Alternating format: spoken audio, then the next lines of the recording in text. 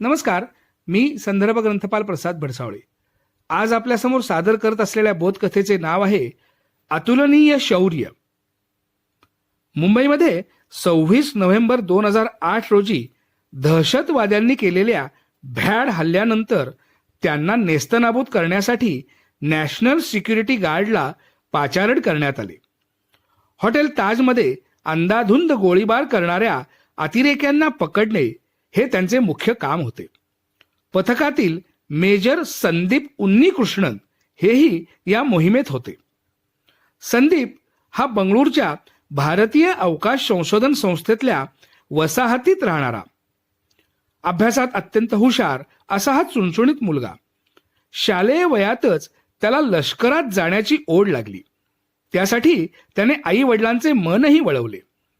शत्रूशी 2 हात करून स्वतःमधील साहसी वृत्तीला आव्हान देण्याची इच्छा असलेल्या संदीपने सैन्य अभ्यासक्रम उत्तम प्रकारे पूर्ण केला व तो जम्मू काश्मीरमध्ये तैनात झाला.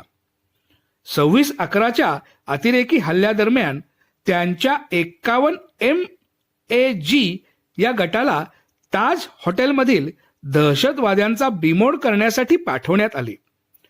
हॉटेलच्या 4थ्या मजल्यावरील खोली क्रमांक 471 येथे दहशतवादी काही ओलिसांसमवेत दडले आहेत ही माहिती मिळताच संदीप 14 सहकाऱ्यांसह हॉटेलच्या छतावरून खाली उतरले. एकमेकांना संरक्षण देत ते 4थ्या मजल्यापर्यंत पोहोचले. दहशतवादी असलेल्या खोलीचा दरवाजा मास्टर कीने उघडून हल्ला करण्याआधी त्यांनी दहशतवाद्यांना शरण येण्यास सांगितले.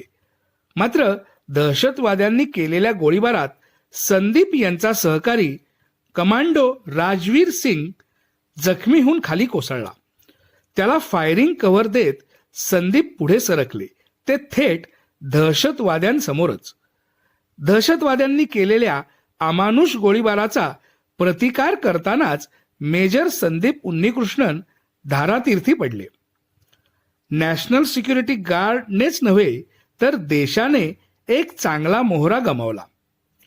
देशासाठी अतुलनीय शौर्य गाजविताना प्राणांची आहुती देणाऱ्या मेजर संदीप सारख्या वीरांमुळेच आपण सुरक्षित आहोत हे विसरता कामा नये. धन्यवाद.